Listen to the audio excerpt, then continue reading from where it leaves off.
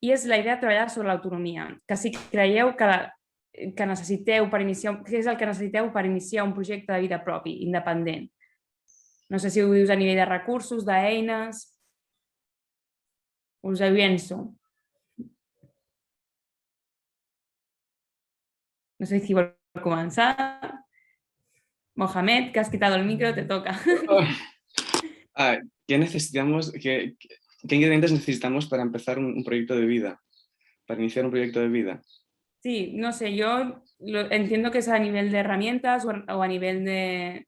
Yo creo que, mira, por lo que yo veo a mi alrededor y por lo que yo veo a mí mismo, para empezar un proyecto de vida es, y siento siempre volver a lo mismo, es de alguna manera ser consciente de lo que tú eres y de lo que quieres conseguir o a lo que quieres llegar. Entonces todo eso requiere de un trabajo introspectivo brutal. Empezando por eso, porque quizá a mi alrededor no se trabaja de esta manera.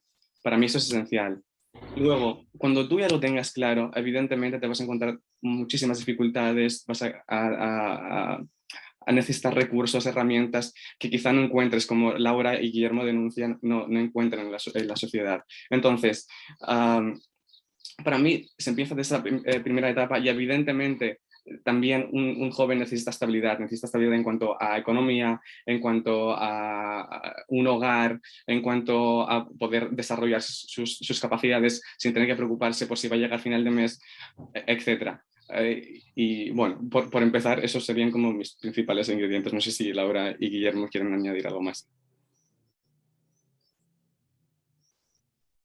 Jo estic amb tu, Mohamed? Vull dir, penso que al final és el que dèiem abans, crec que ho hem dit un parell de cops, que per poder tu aprofitar el teu potencial i la teva capacitat creativa i transformadora has de tenir les necessitats bàsiques cobertes i a partir d'aquí, evidentment, a parar una mica la col·lectivitat, no? Nosaltres, com a individus, podem fer moltes coses, però sempre està molt bé poder comptar amb xarxes de suport, amb una mica de suport de política institucional també, perquè al final és la porta de gairebé tot, de si necessites un espai públic al carrer per organitzar una cosa, si necessites una subvenció per muntar una altra història, vull dir, una mica més de suport institucional i al final la nostra pròpia autoorganització que durant tots aquests anys ens ha servit de moltíssim per poder transformar moltes coses i per tant, doncs, organització, organitzar-nos i confiar una mica les unes amb les altres i anar-ne aprenent, que al final el món de l'assemblearisme també és molt cansat, però crec que val la pena. Sí, i jo per contestar també a l'Hèctor i de forma com molt material, jo crec que el primer que necessitem és ocupació estable i digna, i crec que a partir d'això ja després és molt més fàcil, no?, derivar tota la resta de necessitats vitals per l'autonomia.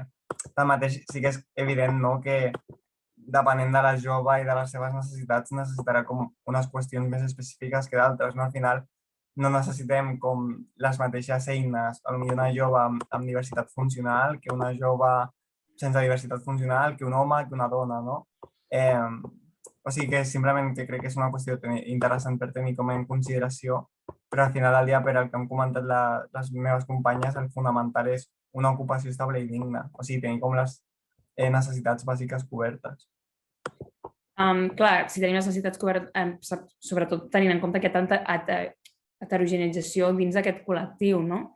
És a dir, no és el mateix el que pot tenir un jove amb discapacitat física o inclús emocional que una dona, que algú del col·lectiu, sinó que és primer cobrim necessitats i després veiem les necessitats individuals de cadascú, no?